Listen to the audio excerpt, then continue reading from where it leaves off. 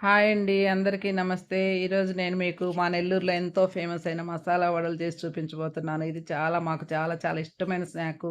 దీనికోసం నేను ముందుగా హాఫ్ కేజీ పచ్చెనగపప్పు నీళ్ళలో నానబెట్టి కడిగి శుభ్రంగా పెట్టేసాను. 4 అవర్స్ ముందు ఒక 4 స్పూన్స్ మినపప్పు కూడా నానబెట్టాను. మినపప్పు వేస్తే టేస్ట్ డబుల్ అవుతుంది. ఇది కడిగి పక్కన పెట్టుకున్న తర్వాత కొద్దిగా పచ్చెనగపప్పు నేను పక్కన పెట్టుకుంటాను.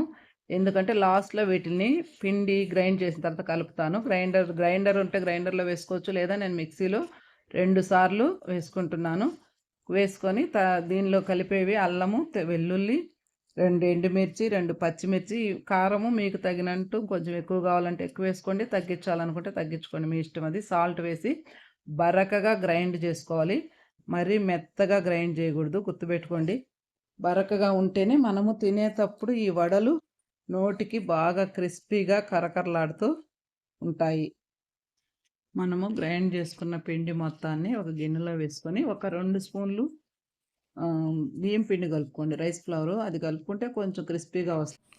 ఈ పిండి మిశ్రమంలో మనము ఆనియన్ తరుగు, కొత్తిమీర, కరివేపాకు సన్నగా తరుక్కొని బాగా కలుపుకోవాలి. పిండిని ఎంత వీలైతే అంత కలుపుకోవాలి. కలుపుకునే ముందు 1 స్పూను ధనియాల powder, 3/4 spoon garam masala powder వేసుకోండి.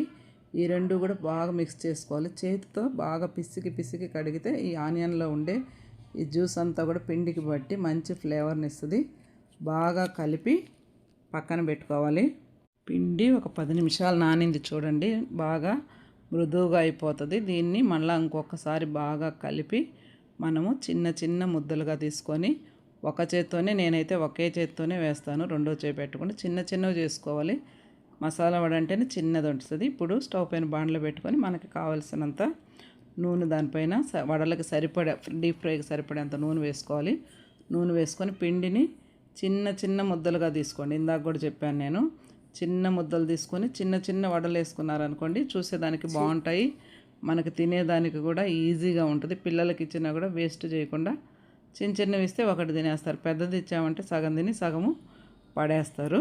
ఇప్పుడు వడలు వేస్తాను చూడండి. ముందు ఒకటి నూనె కాగిందా లేదని చిన్న పీస్ వేసాను. కాగింది చూడండి. అది పైకి వచ్చిందంటే నూనె కాగినట్టు.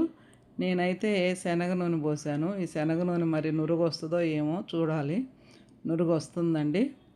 మీరు కొత్తగా ఎవరైనా వడలు ట్రై చేసుకునేవాళ్ళు, డీప్ ఫ్రై ట్రై చేసుకునేవాళ్ళు శనగ నూనె పోయొద్దు.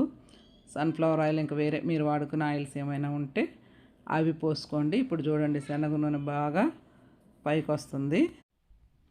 ఆయిల్ పొంగకుండా మనము దీనిలో కొద్దిగా చింతపండు వేసుకోవచ్చు. చింతపండు వేసుకుంటే పొంగు అణిగిపోతుంది.